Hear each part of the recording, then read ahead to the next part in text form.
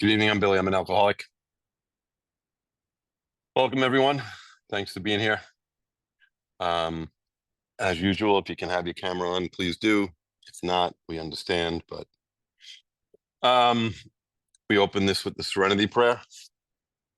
God, grant me the serenity to accept the things I cannot change, the courage to change the things I can, and the wisdom to know the difference. So welcome, everyone. Tonight, we're going to be talking about, we'll see how far we get, the board's operating corporations. I would tell everyone, I don't even know if Dee is in here. She might not be. She's traveling to the other side of Florida. Okay. I am going to send, hold on one second.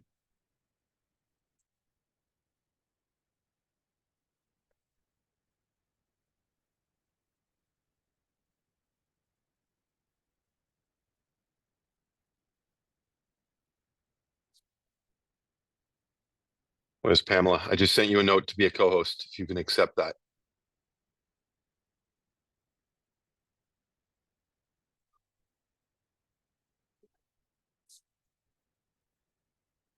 Awesome. That way, if God knows I get disconnected, the meeting can still stay on and I can come back on. So we talked about the General Service Board last week, and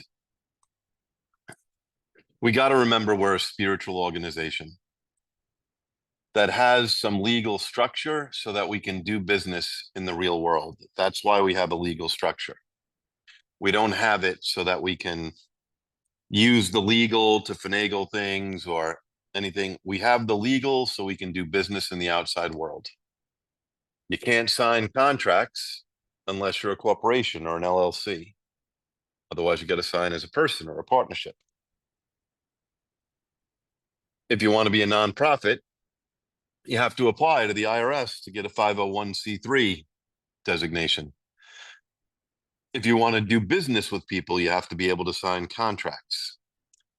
If you want to have employees, you have to have an EIN, a federal employee identification number, so that you can pay employees and have them work for the corporation. So those are the reasons that we have that. We have copyrights to protect and trademarks to protect. We need something that owns them. The rest of the world doesn't care that we're spiritual.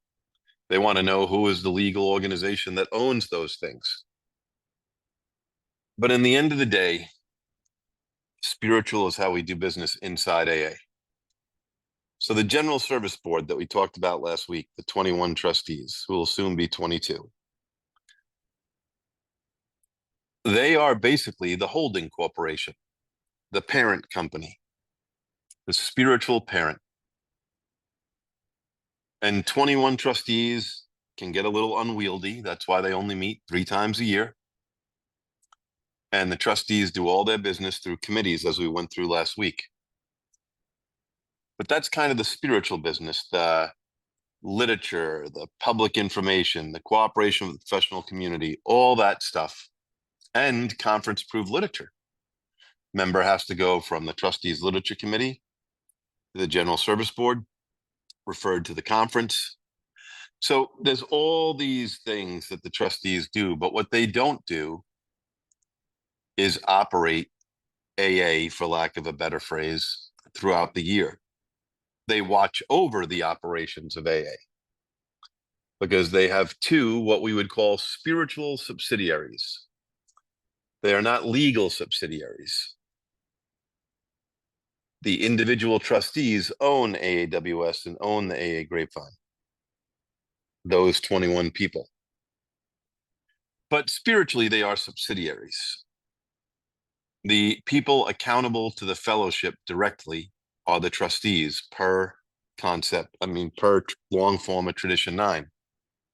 They're the guardians, they're the receivers of the voluntary contributions. They have a duty per their bylaws to uphold and be the guardians of the traditions, the concepts, and the steps. And they approve who sits on the boards of AA World Services and AA Grapevine. Those are our two operating corporations. And it says in the service manual that the General Service Board has custodial oversight of these corporations, which it exercises by electing the directors of each. And Concept 8 is very clear about that. That's the trustees' job as trustees. They elect the 9 or 10 people who are going to serve on each board. There is call it a carve out, an exception to the custodial oversight that's talked about in Concept 8. It says under 2 conditions, the trustees might have to get a little involved with the corporate boards. The first is if they're not getting along together. Now, I can say over the last 15 years or so, we've reached a new time in AA when the corporations get along with each other better than they ever have. Leading up till 2010, 2011, the corporations didn't get along so well sometimes. They did not play well in the sandbox. It still drives me crazy that I can't order a Language of the Heart and a Big Book in one box. Sooner or later, we have to solve that problem. Like, why should the fellowship have to pay 2 shipping costs? But I will tell you, we've made progress. Up until 2011, their literature wasn't even in each other's catalog. There was no mention of a Grapevine literature in the GSO publishing catalog. The other exception is if they exceed a budget constantly. Then Concept 8 says the trustees have a duty to kind of look into it. It says the makeup of the 2 boards is a good example of Concept 4, which has resulted in well-informed and highly unified board of directors and ruled out authoritarian and institutional operating styles. So we basically have 2 boards, AA World Services and AA Grapevine. And those 2 boards meet 8 times a year about. They meet the 4 times the trustees meet, and they have 4 or 5 other meetings throughout the year. So about once every 7, 8 weeks, members of the Grapevine board and the AWS board are getting together. And they're a more smaller, nimble board that can deal with the daily issues that each executive of each corporation has to deal with. The general manager of GSO reports to both AWS and to the General Service Board, but they have way more contact with the AWS board on a regular basis.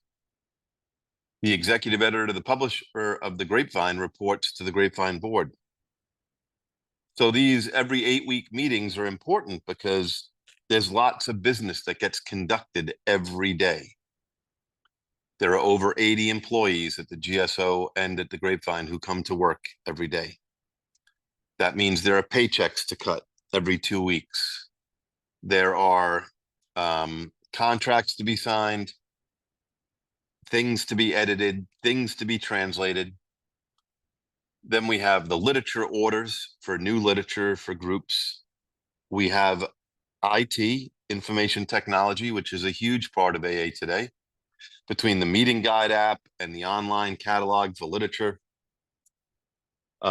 We now have a department that didn't even exist when I got sober. There wasn't even an IT department, a real department, until about 2014. Up until then, we had a part-time consultant who served as like our IT director. In the world we live in today, that's just not possible. The Grapevine didn't have a podcast. AWS didn't have a podcast. We did not have electronic literature. There's all these things that daily have a lot of interaction with staff and the chief executive of each corporation. And every 8 weeks, that business is reviewed by the corporate boards. They have the General Service Board Reserve Fund. So it's important to understand how money works. For the Grapevine, subscriptions and book sales go right to the Grapevine for their products. The only contribution money that the Grapevine receives is whatever shortfall it has on Lavinia. The Lavinia shortfall is funded out of the general fund from the General Service Board, from those contributions each year. The Grapevine shortfall is funded from the reserve fund.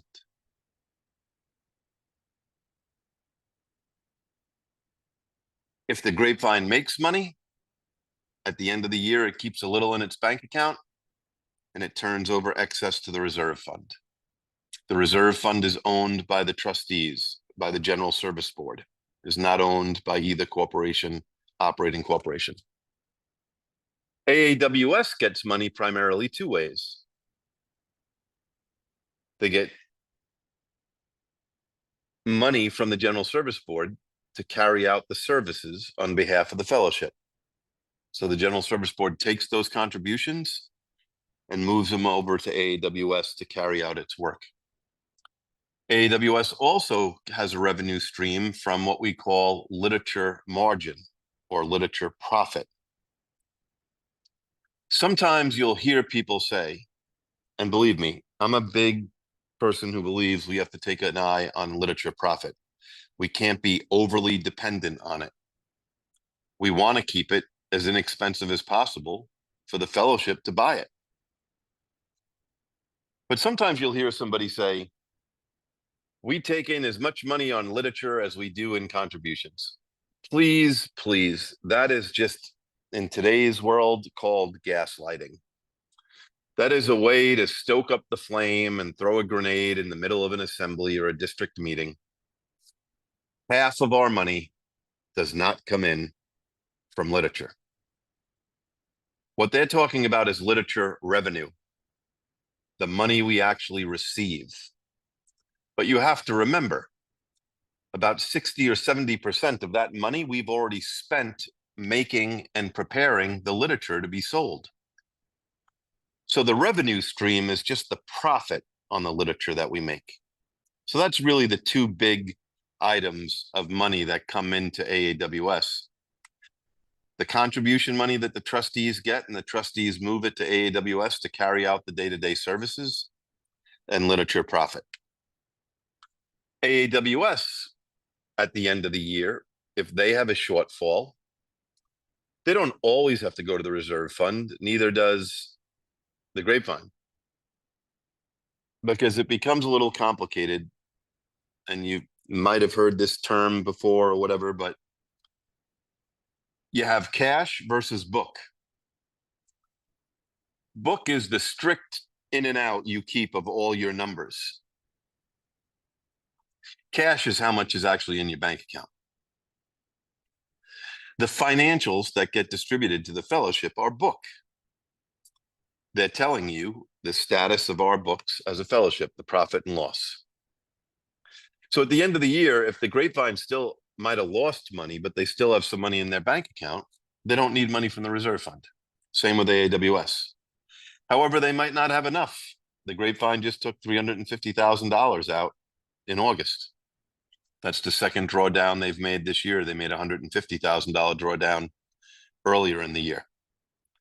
If AAWS makes money, they keep enough to be operating for a month or two, and they turn the rest over to the reserve fund.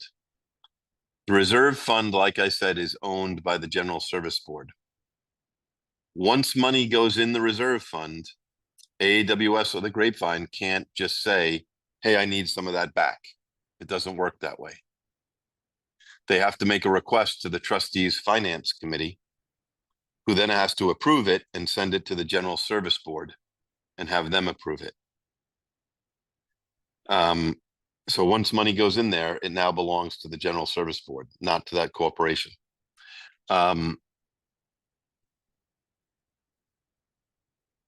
Our reserve fund right now, according to the latest financials, is hovering at about 6 months. But based on the last quarterly financial report, the money to be spent on construction for this year and some next year, but this year in particular, will require AWS to take a cash drawdown of somewhere in the range of $2.1 million. They won't take it all at once, but they do predict that by the end of this year, the reserve fund will be down to 5.1 months. So, like I said last week, that's 5.1 months with no money coming in. With half the money coming in, that's like 10 months. With 20% of the money coming in, you're close to 20 months. So I'm not gaslighting.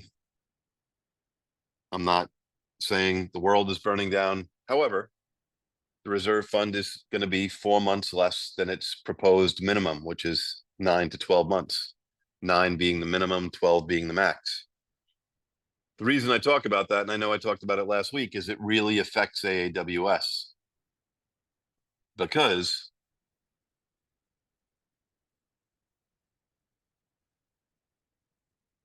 if we have too much money in the reserve fund, what we usually do is budget to lose money. And maybe we had a project or two that we haven't done lately. So we do those projects now while we have some extra money in the reserve fund. There has been a situation back in 2001 and 2002 where the reserve fund stayed over 12 months for more than a year. There's a conference action that says if the reserve fund is over 12 months for more than a year, that the trustees finance committee has to come up with a plan as to how to lower it, because our spiritual poverty is our code for sure on the finance department. In 2001 and 2, AAWS had to both lose money and lower the price of literature. The first printing of the 4th edition Big Book was $1 cheaper than the last printing of the 3rd edition Big Book, because we were at a critical level over 12, 13 months. And that still takes place today. You know, the more money in contributions, the lower literature can cost. That's just a fact. And as we look now down to 5.1 months, and contributions are down 17% from last year, it almost puts the office in a situation where they have to raise literature prices again. They'll have no choice. But for the people who say we make just as much money on literature as we make, no, we don't. Not even close. Trademarks, logos, and copyrights. If you have your hand up, we take questions at the end by chat, just so you know. We own a bunch of trademarks, a bunch of copyrights. You're probably familiar with the Blue People on our website. That is trademarked. You're probably familiar with the Blue People because lots of other AA entities use it and they're not supposed to. It's only supposed to be used by GSO, AWS, the Grapevine, and the General Service Board. That's it. And there is a legal reason for that we don't want to look like we're affiliated with an intergroup or a district or an area or a clubhouse. And they get sued every once in a while, as we do. But we don't want anyone saying like, we're like McDonald's and they're a franchise. They're not a franchise. They're not connected to us legally whatsoever. But we own the trademark on the Blue People. You're probably familiar with the circle and triangle. It's a kind of a trick question. We still do own that trademark. We just don't enforce it. We stopped enforcing it in the early 90s. Mostly because most of the people who are using it improperly were members of the fellowship. You know what we were going to do? We're going to like serve legal papers to every person coming to a convention with their circle and triangle earrings or watch or ring or God knows what else. And we were having a tough time for the people we didn't want to use the logo, the circle and triangle, because they complained to the courts that we were selectively enforcing our trademark. that we were letting 99% of the people do it, and we were just picking on them. So we needed to find a way, and our way was to stop enforcing the trademark. However, we do still own it. We have other trademarks. The 2 words Alcoholics Anonymous are trademarked. If you apply for some name and you try to trademark it and it has Alcoholics Anonymous in it, the best example is ICYPA. The legal name of ICYPA is the International Conference of Young People in AA, Inc. The reason for that is when ICYPA a long time ago first sent in their trademark application, they tried to trademark the International Conference of Young People in Alcoholics Anonymous, Inc. Sometimes that happens with areas and districts and intergroups. The trademark office will reject that application or will ask AAWS if they are okay with it, and they will say no. We also have many copyrights on our literature. And people say, well, we're a spiritual organization, we shouldn't do that. It's the only way to protect and preserve our message. If we didn't have a copyright on it, then someone could just print whatever they wanted and say it's the 4th edition of the Big Book, or say it's Dr. Bob and the Good Old Timers, and they'd be able to change any words they want. Now, there's plenty of what I would call contraband spiritually, but legally it's not. 1st and 2nd edition Big Books up for sale on the internet, electronic versions. That's because we lost that copyright. We made a mistake in the 70s and we lost that copyright. But the 4th edition and 3rd edition and most of our other literature and our pamphlets are all copyrighted. And we need an organization, a legal entity, to own those copyrights. So the AA Grapevine owns the copyrights to Grapevine books. AAWS owns the copyrights to our service material and our conference-approved literature that we sell. I'll just handle one thing about the Grapevine while we're talking about the corporate board. People want to say, don't put the Grapevine on the same table as conference-approved literature. I think that's going a little too far myself. The Grapevine's as AA as anything. Is each individual Grapevine conference approved? No. We only have one conference a year. It would be impossible to have a conference every time we want to put out a new Grapevine every month. What is conference approved is the Grapevine is conference approved as our official journal or meeting in print. But the Grapevine board has the delegated authority and the Grapevine editors to select the articles that go in there month to month. Now, Grapevine books are not original pieces. The one thing in common every Grapevine book has is it's a collection of either prior articles or best of articles. If you see the Grapevine book about LBGT or atheists and agnostics, or there's a whole bunch of Grapevine books, those are all articles that were once published in the Grapevine. If you send in an article to be published in the Grapevine, they select it, they will send you a letter where you have to turn over your ownership, your copyright of that article to them, or they won't print it.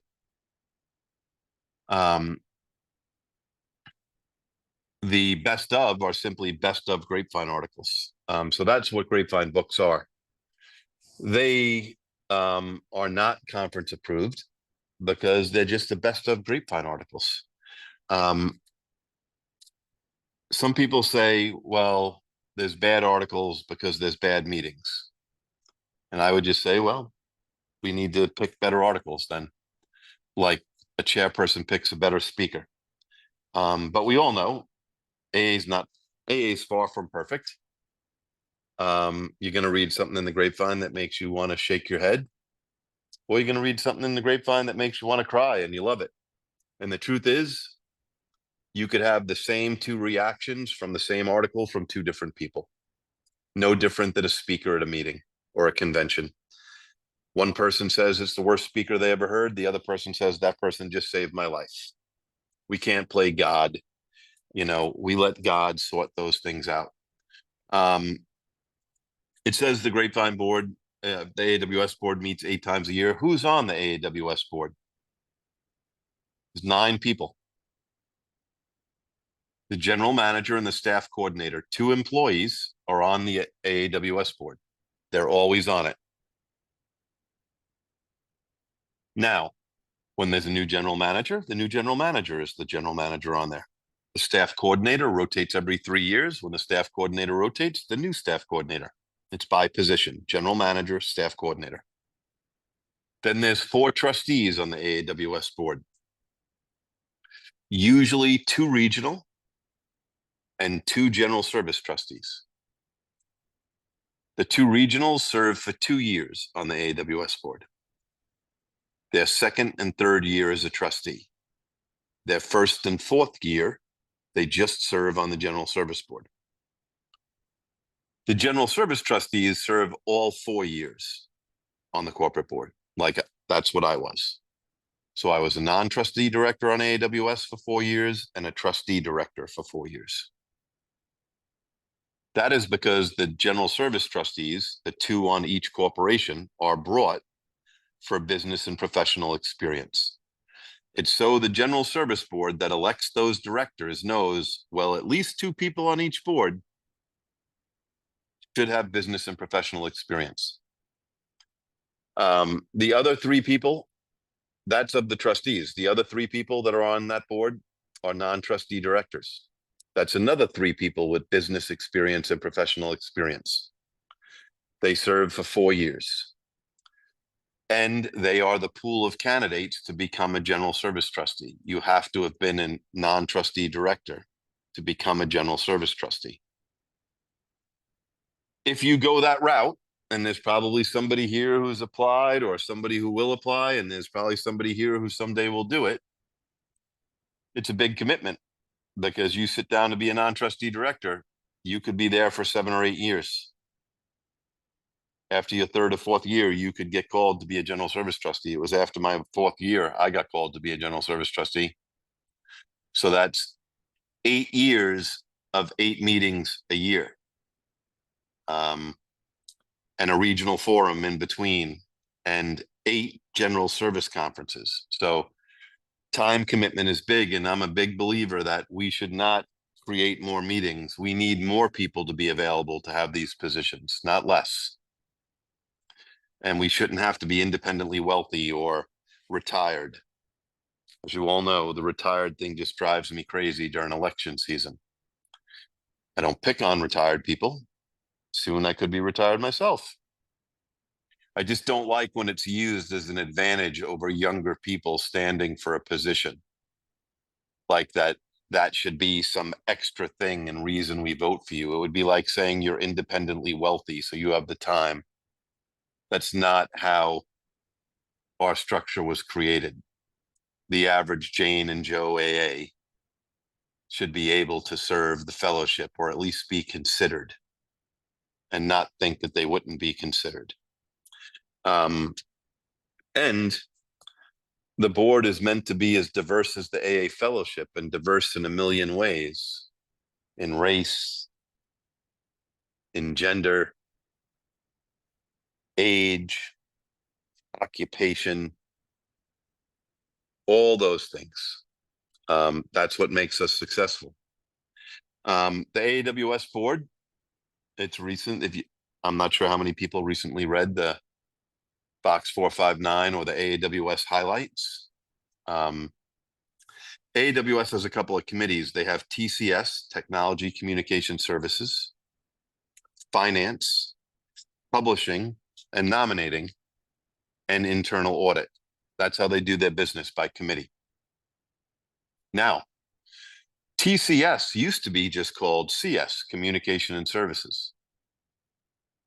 But technology became such a big deal, and we were so behind, that we decided to make technology part of a committee. That was sometime between 2009 and 2013.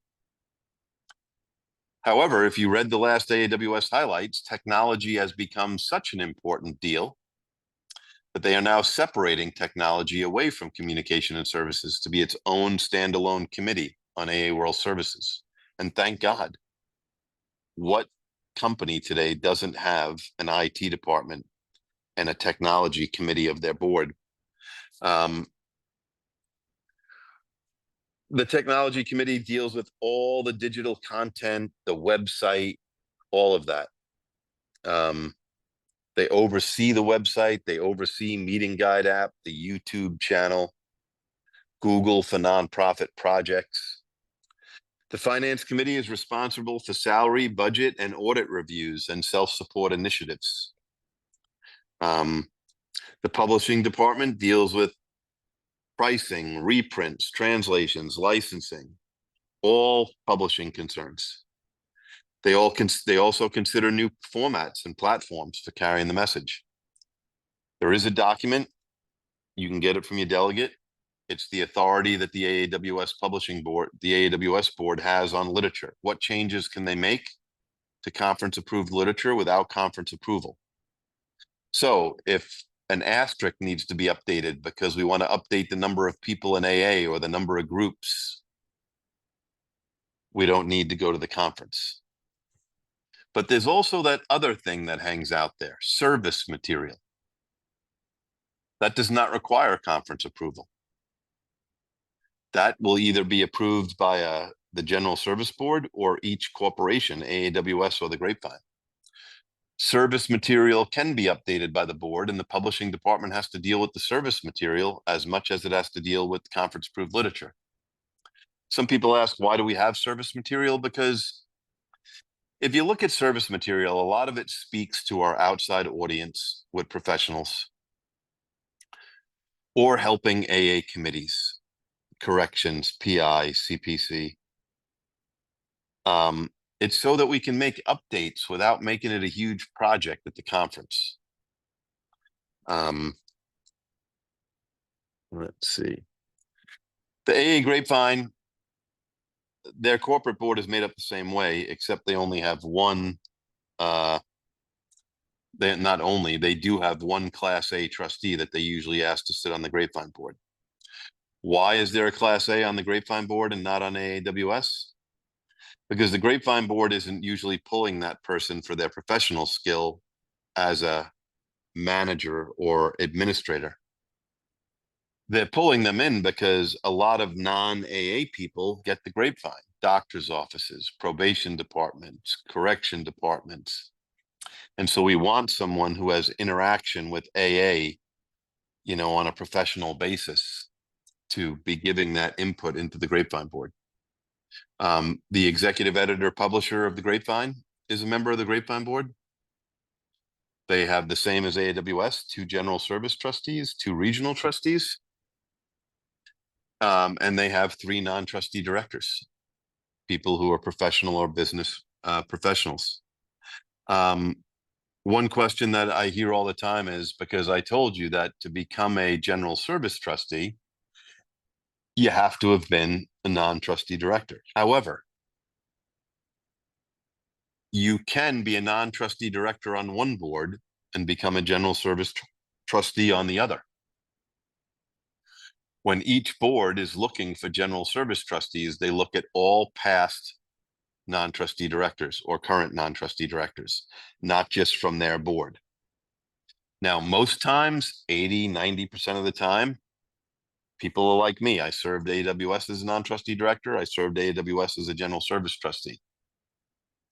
But every once in a while, it does happen. Now, when I say serve, I just want to explain that. The bylaws of each corporation, which we'll go through when we go through the exhibits, each of those corporations has to have at least 4 trustees on it as directors. So of those 9 people, 4 have to be trustees. The 2 general service trustees are there to be the eyes and ear of the general service board. The regional trustees are there to bring a regional flavor to each board. Hands-on, a lot of contact with the fellowship. The three non-trustee directors who are not on the board of trustees, but their constituency is the board of trustees. That's who put them on that board. That's who elected them, approved by the conference. But it was the trustees nominating committee and the general service board itself that approved that person to be a non-trustee director. And their constituency is that general service board. They are there to do the best work possible on behalf of the general service board. The legal terms are 1 year. So it's 4 one-year terms as a non-trustee director. Usually, once you're selected, you are just put forward by the nominating committee for the next 3 years after your first year. Every once in a while, someone does not get put forward again. That doesn't happen too often. It happened like 3 years ago. Someone was a non-trustee director and then they were not put forward for the following year.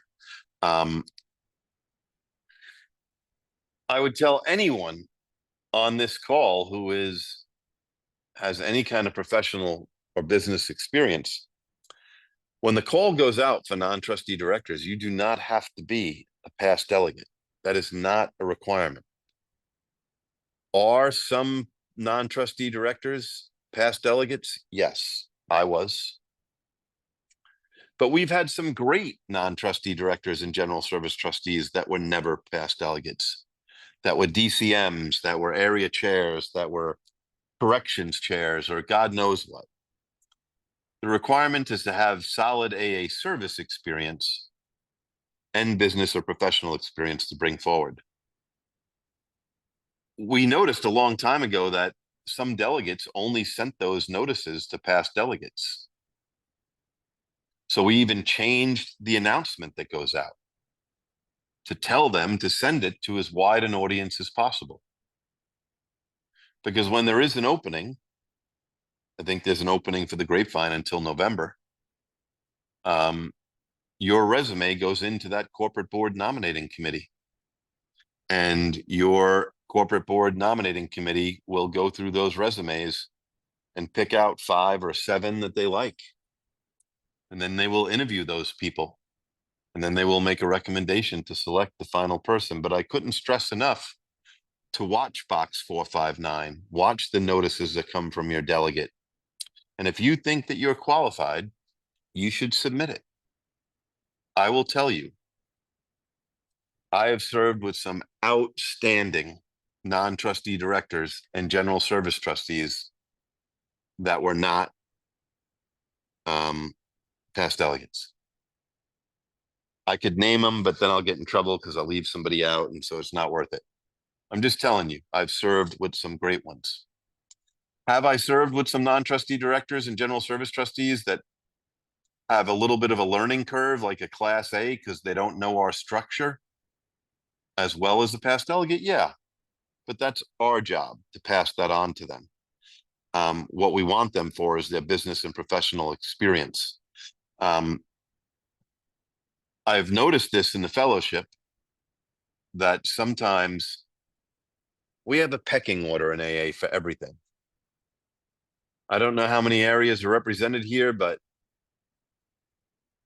I know that in certain areas, you got to be this before you that, and then you got to be this, and then you got to be a DCM, and then you got to be the area secretary or registrar, and then you got to become the area treasurer, then you got to become the area chair, and then you can become alternate delegate, and then you can be delegate. And I'm not saying that's bad, but that's not a rule. What I have noticed inside the delegate gatherings, which I get to go to because I'm a past delegate, is sometimes they get a little apprehensive about somebody who's not a past delegate applying. Like, oh my God, you're jumping down the triangle over me. You are leapfrogging down and you are not serving. Listen, if people feel like that, they're entitled to their feelings, but that shouldn't stop anyone from applying to be a non-trustee director. We need the best and the brightest. That's what we need. The corporate boards have an immense responsibility. Their job is to carry out the business. We just had an international convention. The trustees have a committee called the Trustees Committee on International Convention and Regional Forums. The conference has a committee, International Convention and Regional Forums. But that's high-level guidance. Like when they made the decision about not using the Lord's Prayer, that came through the conference. When they make the selection of where it's going to go, that the final three are selected jointly by the Trustees Committee and the Conference Committee. But then the final selection is selected by the Trustees Committee and approved by the General Service Board. But once that happens, where's the money go? Who signs the contracts? Who negotiates the contracts? Who goes and visits those cities on site tours? That all falls to a staff desk at GSO under AAWS. That job is so busy. I'll just give you an example. Right now, Patrick is in the middle of rotating out because he was the coordinator for Vancouver. The alternate coordinator for Vancouver will now become the coordinator for St. Louis. Now, for her first 2.5, 3 years, she'll have another staff job and be that coordinator. But when we get 2.5 years out from the International Convention, we will remove those other duties from that person because they need that full 2 years before the International Convention because of how much work there is. So the day-to-day, the contracts don't say General Service Board of AA, they say AA World Services. When you send your money in, the same thing. So the corporate boards have such an immense responsibility. And let's face it, we have over 90 employees, give or take. We have a duty to take care of our employees. We have a duty to pay them fairly. We have a duty to provide them with benefits like they would get anywhere else. We have a duty to provide them with a retirement after they work a long time for us. We have a responsibility to provide them with a safe work environment. All the same responsibilities as any other employer in the world that has to follow state, local, and federal law. The AAWS board and the Grapevine board are responsible for all of that, overseeing their executives. The other thing I just want to talk about from a corporate board perspective is that, like any board, and if you're really into, board organization, board best practice, I would tell you 2 books to read. When it comes to spiritual and the type of leader you should be in AA, the Robert Greenleaf Foundation produces a small little booklet on servant leadership. That is a great book. That's more from 100,000 feet about how to be a true servant leader instead of a dominating leader. But if you're really interested into board mechanisms and how boards should work, there's a book by Dr. John Carver called Boards That Make a Difference. And that book is excellent. It really spells out how a board can be effective.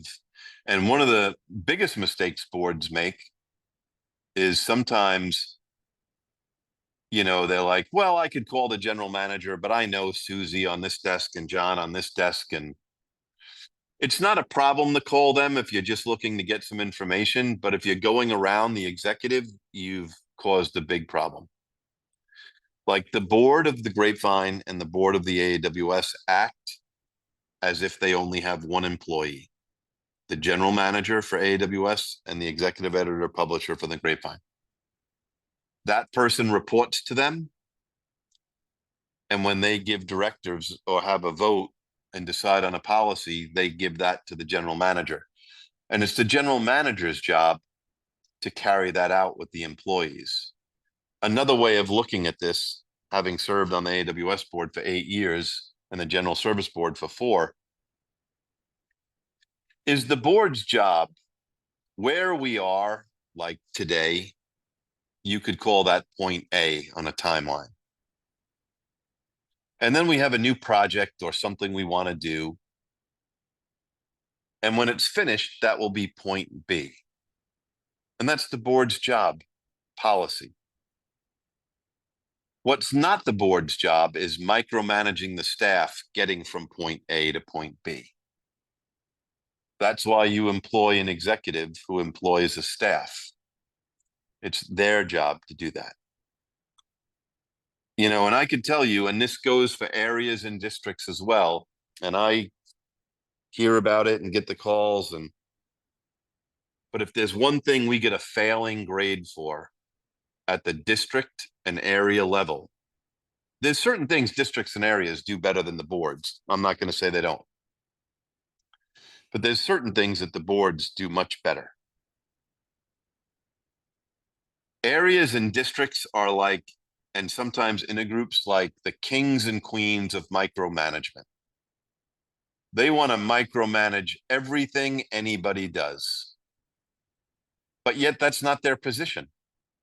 If they wanted to do that, they should have stood for that position. And the other thing that we don't deal with at the board level in AA that seems to dominate areas is service sponsorship. Nobody at the board says, oh, you know what? Can we take a break so I can call my service sponsor? No, we can't. You know why? Because we selected you. And we really don't care what your service sponsor says. Their job is to help you with the traditions and the concepts, and maybe they have some experience in serving in a position.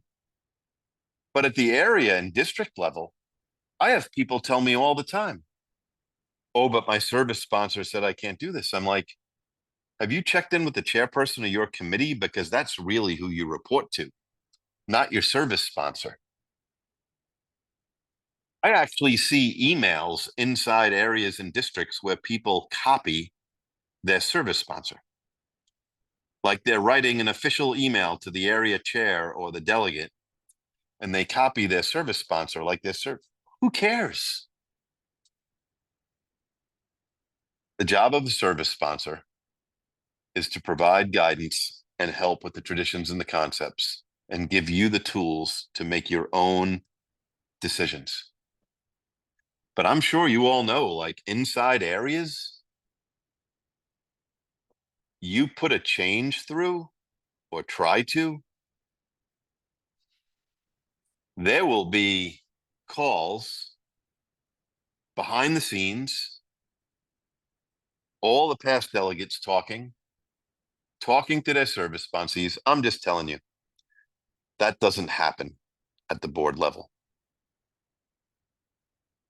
I have someone super close to me who serves on one of the boards. We've been close for a long time. He does not talk to me about anything that is current on that board whatsoever. Like, I honor that boundary. He asked me a question about something to do with boards, which I'm glad to answer based on my experience. But he doesn't ask me, how do you feel about this initiative or agenda item B or anything like that? Because that's his job. It's not my job to micromanage. And guess what? As a past AAWS member, I don't get to just show up at an AAWS meeting and sit in the back and like text my service sponsees that are on the board if I don't like what's going on.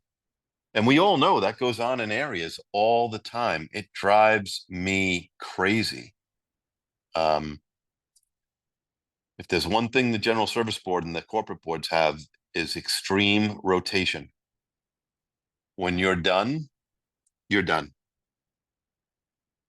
And micromanagement, not only is it a time killer, but from a servant leadership point of view, it is the biggest morale killer in service in the world. I had somebody tell me one time that their service sponsor checks the font they're putting on flyers. I don't know what page of any service sponsorship guide that is on, But that is absolutely insane. Insane.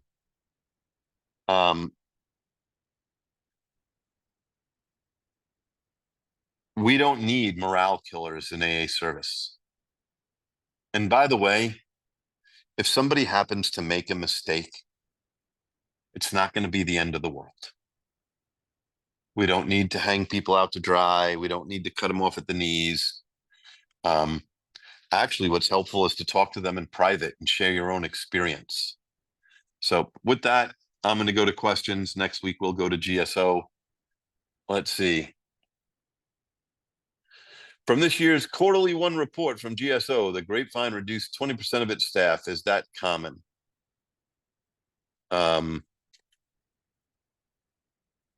No, they probably were restructuring to fit into their budget.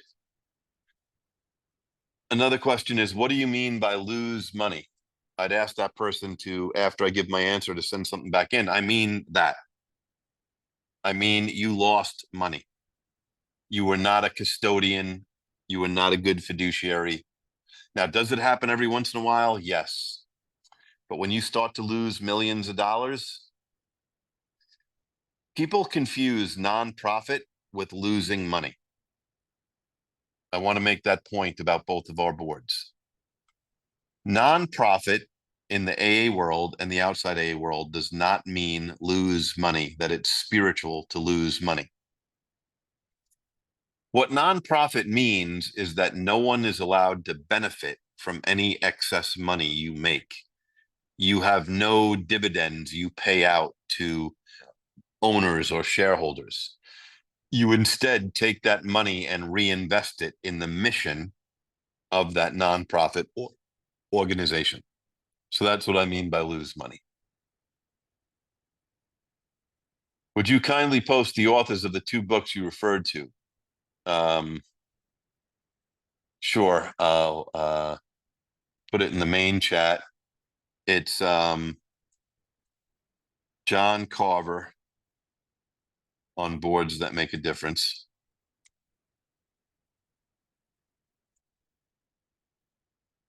And it's Robert Greenleaf on servant leadership.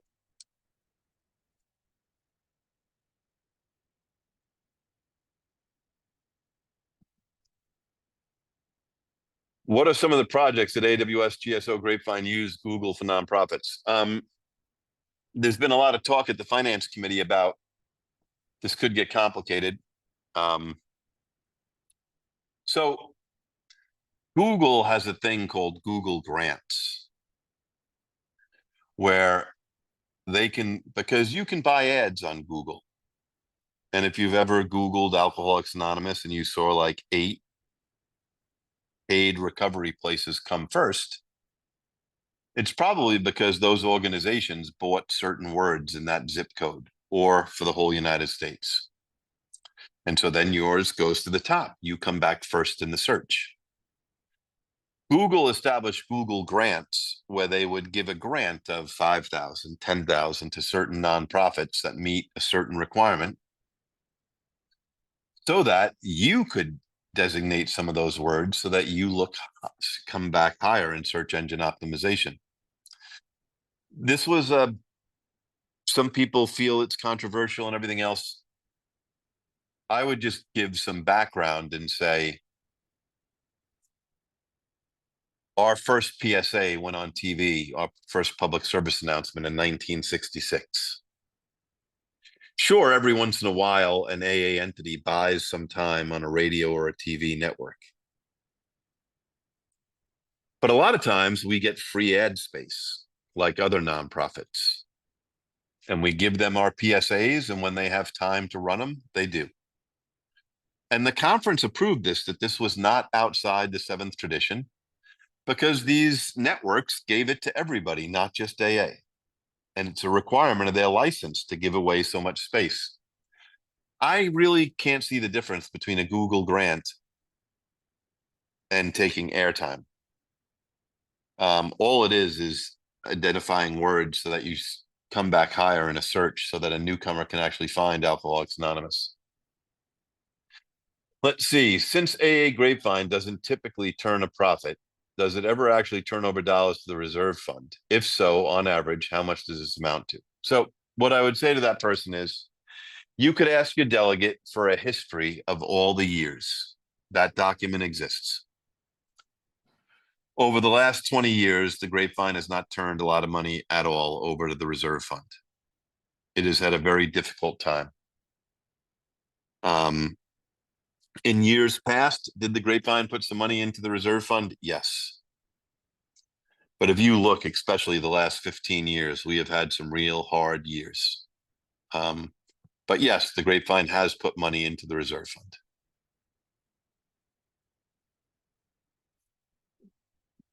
Any other questions? Because next week we're going to really dig into the details of GSO and Grapevine. Okay, here's one.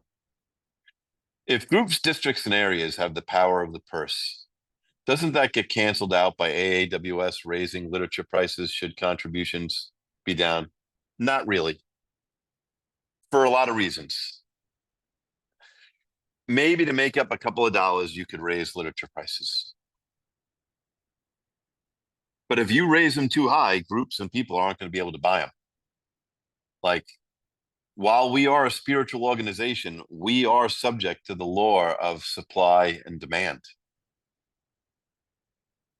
And if we outprice ourselves, then we'll sell less books.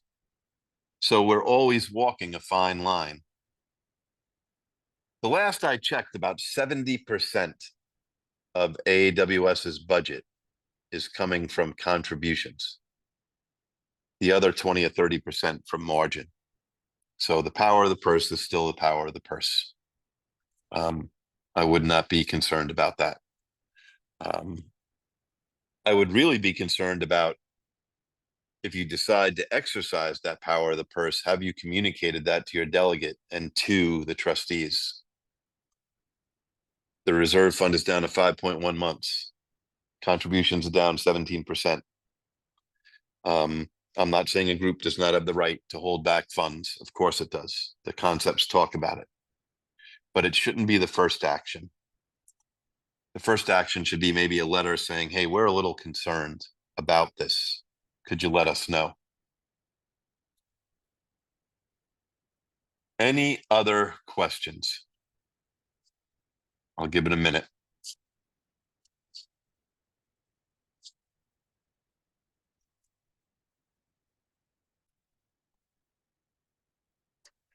Didn't Bill W. have someone guest on a radio show to promote the big book? Yeah, of course. The big book was a colossal failure when it was published. We forget that. Hundreds of them sat in a warehouse in New Jersey and New York. It was only when the Saturday Evening Post article came out by Jack Alexander that the book started to really pick up in sales. But we did informational things on the radio. We can still do them today. Our Class A trustees can use their full name on radio. A Class B trustee can only use their first name and last initial. A Class B trustee is usually a not good person for an interview because interviewers like to see a face. So we can use Class A trustees for that because they don't have anonymity problems. They can show their face and use their last name. But yes, we can go to radio shows and talk about the big book. Now, we have to be careful because while it's okay to promote AA inside AA, we have a tradition that tells us we're about attraction, not promotion. So we don't do gimmicks and all kinds of things. We can go out and talk about the big book or other literature as an attractive message to somebody who's dealing with an alcoholic or an alcoholic. Let's see. Does AWS Highlights in Box 459 come out monthly or only when information needs to be communicated? Box 459 is like quarterly. You can go right to the gsoaa.org website and sign up for it. You can put your email in and get it automatically. If you're a GSR or DCM or another service position, Most times you get it automatically because your name's in the system, but you can sign up for it. AWS Highlights comes out after every AWS board meeting about 8 times a year. That goes out to all the delegates and some of the servants that are in the system. Let's see. Do you think GSO needs to encourage members to be individual contributors rather than giving dollars in the meeting basket? Like they started out in the beginning, $1 per member. Well, we didn't start out maybe $1 per member, but so I think it's a slippery slope that we have to watch out for. If I did easy math with the 7,500 limit, I just want to tell you what that really means. So just take, if you want, use 18 million, but really services are about 14 million.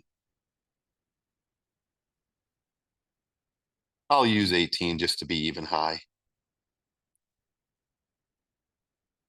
And you divide that by 7,500. You need 2,400 people to give 7,500 each to not need group money. But when you take that 2,400, right? 2,400,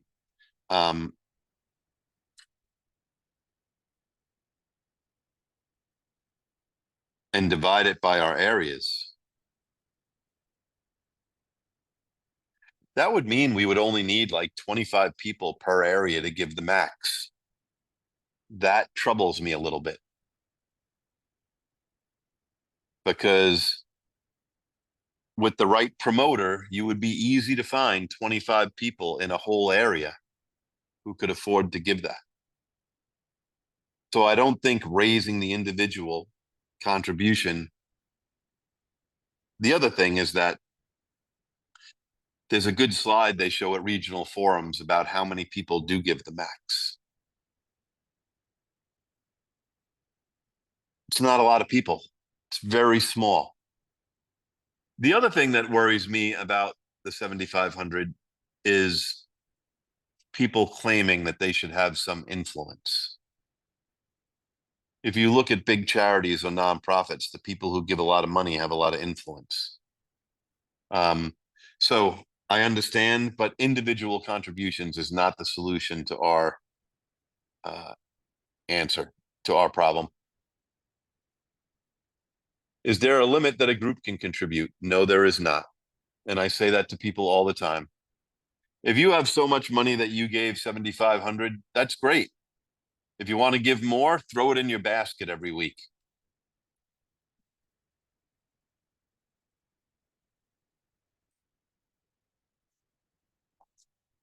Does Grapevine Inc. go gimmicks? Not that I'm aware of. Not that I'm aware of. Is it okay for the Grapevine to do gimmicks? I don't think it's okay for any of us to do anything that's gimmicky. If it's something to make the Grapevine look attractive and to let people know about the Grapevine, that's great. But gimmicks have a long history of AA not really being, it's why we don't make coins anymore. When you look at the outside organizations that sell coins, I mean, I live in Florida, the chip capital of the world, right? We give chips to everybody. Thank God those are just plastic, right? But when you add up all the anniversary coins and all that money that gets paid to an outside company, imagine AA still made them and sold them. But we gave that up. It's not our primary purpose. Our primary purpose is to help people get sober. Anytime any district, group, area in a group, or the General Service Board try to rely on anything else besides contributions from groups and individuals, it's never sustainable. Why are the groups having a hard time lately? Because less literature is being sold. More people are using electronic literature. It's very simple. Okay, that is it. Great seeing everyone. Oh, you know what I did want to announce for anybody that's in the Northeast region, because we try to tell people the Northeast Regional Forum is in December in Providence, Rhode Island. And you don't have to live in the Northeast region to go to it. But a regional forum is one of the greatest things to go to as a new person in service or somebody that's not had a lot of exposure to GSO. It's kind of like a Noah's Ark, but instead of two of everything, there's one of everything. It's like an AA Ark. They bring a regional trustee, they bring a general service trustee, they bring a grapevine editor, they bring a GSO general manager, they bring a staff member from each corporation, they bring a trustee at large, they bring a Class A trustee. It's a real awesome opportunity to really hear some firsthand reporting, and more importantly, to maybe have breakfast or a cup of coffee, and realize that they're just regular alcoholics, just like us. But that is like the second weekend of, or the first weekend of December. But if you go to the AA.org website, it is there. And I would tell people in the Southeast, SASA is coming, the Southern States AA Service Assembly. That will be in December as well. You can search SASA online.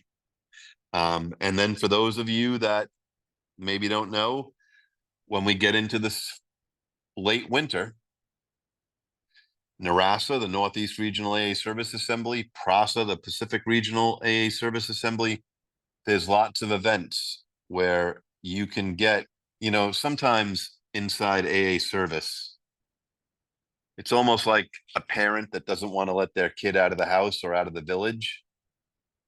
And we all know what happens. Then the kid's dying to get out of the village, dying to get out of the house, right? Sometimes people are so afraid of new ideas. But the greatest thing about going to these regional service assemblies is that you really get a taste for what's going on in other areas or what other people are up to. I actually think it's very beneficial to go to other regions' events. And I say that because, sometimes you hear people complain, oh, this crazy region, that region doesn't like anything new. This region doesn't like this. My experience is, if you go to one of those regions' gatherings, you can get a true sense of the people that go to AA there and why they believe that way. And maybe it's just not that they're crazy. They have a different way of looking at things than we do. And my experience is the broader you can expand your AA mind, the better. So that's it. I just want to make sure someone put links in the chat. And let's see. That's it. We will close with the responsibility statement. Thank you, everyone. I am responsible when anyone anywhere reaches out for help. I want the hand of AA always to be there. And for that, I am responsible. Have a good night, everyone. Take care.